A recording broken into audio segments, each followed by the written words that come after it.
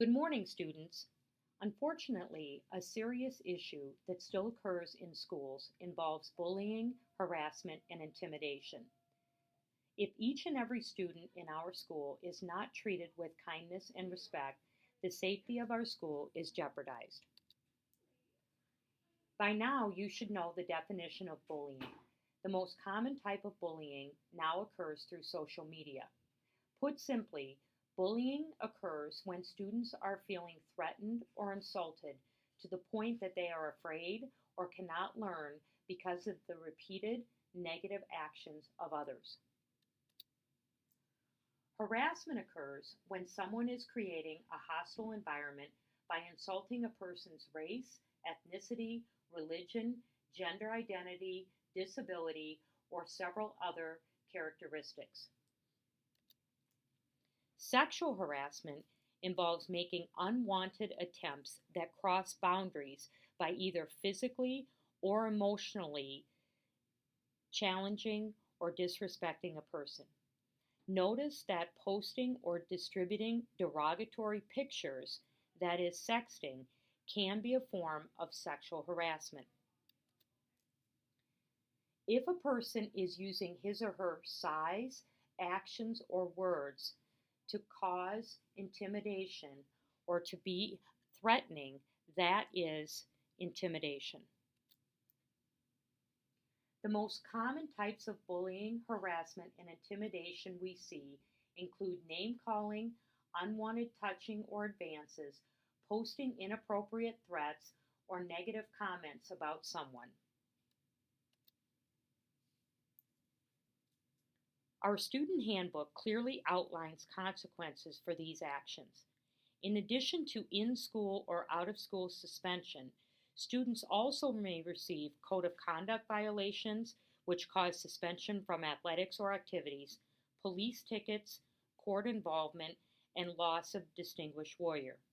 In addition, the policy is in effect on school grounds, at school events, and on the bus. If the bullying is outside of school, such as on social media, but is brought into school in some way, consequences may also apply. Now let's listen and watch a video that discusses the impact of bullying. I was 12 years old. I was 13 years old. I was 12 years old. I was 13 years old when I was bullied. When I was bullied, there were confrontations in hallways. It was pretty much directly face-to-face verbal contact. I was being called a name from my so-called friends. Some person that I don't know slammed my head into the locker and called me a chink. And they just walked away. I was dealing with a lot of, acne problems. This guy, he would just call me pizza face in front of people. I was just walking through the cafeteria and someone called me a faggot. It was kind of like my whole body had chills and I didn't know what to do. They all giggled and laughed, and it actually was a word in Cantonese, and I don't speak Cantonese. I think now I would say like, "Fei mui." What they were calling me was little fat girl. This kid turned around to me with a Sharpie marker, and for all the classmates to hear, and it said, "Hey Zach, bend over. I want to play connect the dots with your face." I was so embarrassed when it happened. Bullies made me feel so bad about my ethnicity. Like, I really did internalize that. It made me feel like I wasn't as good as anybody else. I didn't really know what is friendship if the people that you think you're close to are laughing at you. It was something that was really heartbreaking for my mom to see. I remember she just always looked so sad for me because I was just being myself, and me being myself meant that I was being bullied. You just have this fear in middle school, in high school, that you're going to be called that for the rest of your life.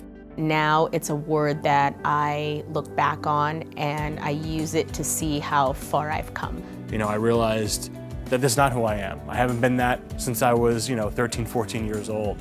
No matter what people think, I can accomplish anything that I want. I was doing great things. I had great friends, a great family. I love my life, and I am more than just a little fat girl. That word does not define me. It never did define me.